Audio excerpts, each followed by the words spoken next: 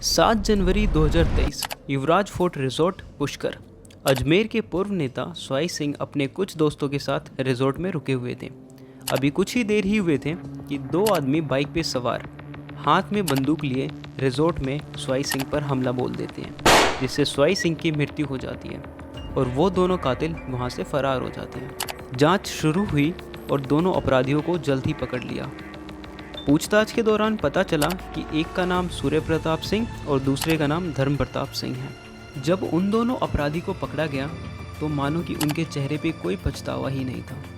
उल्टा उन दोनों के चेहरे पे एक अलग ही मुस्कान थी, मानो इन लोगों ने स्वाई सिंह से कोई पुराना हिसाब चुकता किया हो। और था भी कुछ ऐसा ही।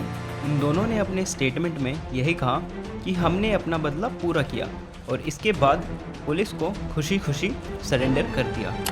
जब मीडिया ने उनके बदले के पीछे के कारण को जानने की कोशिश की तो उन दोनों ने अपने बदले के पीछे का सच बताया, एक ऐसा सच जिसने 1992 अजमेर में हुए सेक्स स्कैंडल को ताज़ा कर दिया था। अजमेर की गली का वो काला सच जो आज भी अजमेर की गली को दहला देता है।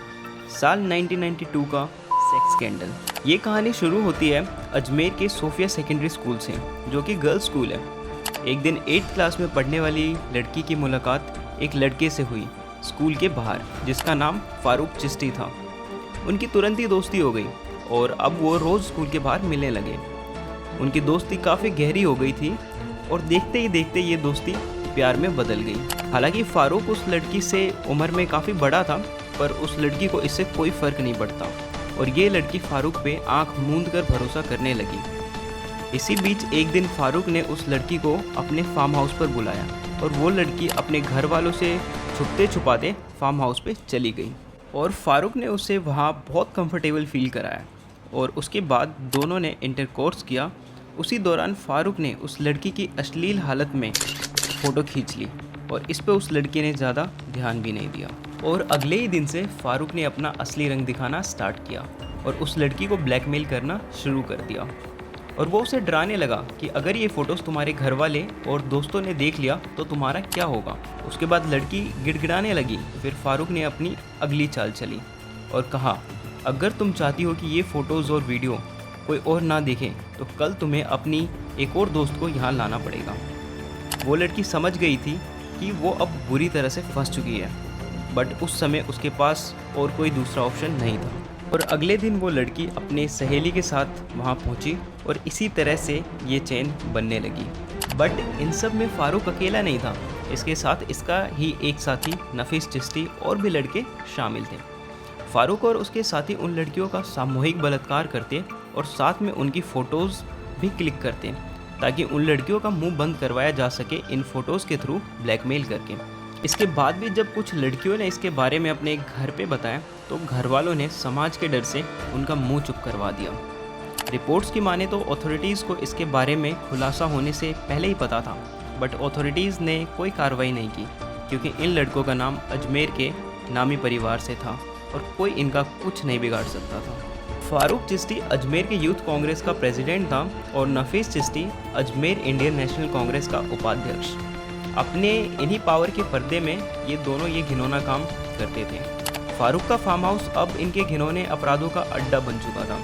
धीरे धीरे ये अपनी स्कैंडल को बढ़ाते गए और देखते ही देखते ये नंबर्स 250 के पार चली गई। इन लड़कियों की एज 11 से 20 साल के बीच थी, पर दुख की बात यह है कि इन 250 केसेस में से गिनती के कुछ ही मामले सामने आए और उन्होंने भी फैमिली प्रेशर और धमकियों की वजह से केस वापस ले लिया।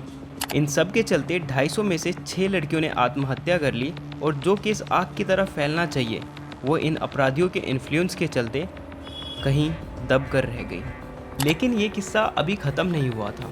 जब ये खबर पूरे देश भर में लाइमलाइट में आई तब पुलिस ने इस स्कैंडल पे चार्ज करना शुरू किया और एक के बाद एक खुलासे होने लगे। सितंबर 1992 में कोर्ट के अंदर 18 अपराधियों पर मुकदमा चलाया गया और इन्वेस्टिगेशन के दौरान जो भी सस्पेक्ट थे उन्हें अलग अलग जगह से गिरफ्तार किया गया और इनमें से केवल 8 लोगों पे मुकदमा चला और उम्र कैद की सज़ा सुनाई गई। लेकिन उनमें से भी 4 लोगों को 2001 में राजस्थान कोर्ट ने बरी कर दिया। लेकिन इन 8 लोगों में फारूक चिश्ती का नाम कहीं नहीं था। जब प्रोटेस्ट हुआ अजमेर के अंदर, तब आखिरकार 2007 में अजमेर के फास्ट ट्रैक कोर्ट ने फारूक चिश्ती को अपराधी डिक्लेयर किया और ये केस बंद हो गया। लेकिन 2013 में हाई कोर्ट ने फारूक चिश्ती को रिलीज़ कर दिया और बताया कि फारूक अपने अपराधों की बहुत सज़ा काट चुका है। लेकिन ऐसे अपराधी को सिर्फ 6 साल की सज़ा के बाद छोड़ दिया, जिसने 250 से भी ज़्यादा लड़कियों के साथ दरिंदगी की थी। इसके ऐसे गुनाह के लिए मौत से भी बदतर सज़ा मिलनी चाहिए थी। आपका इस केस पर क्या व्यूज़ हैं, हमें कमेंट सेक्शन में ज़रूर बताएं।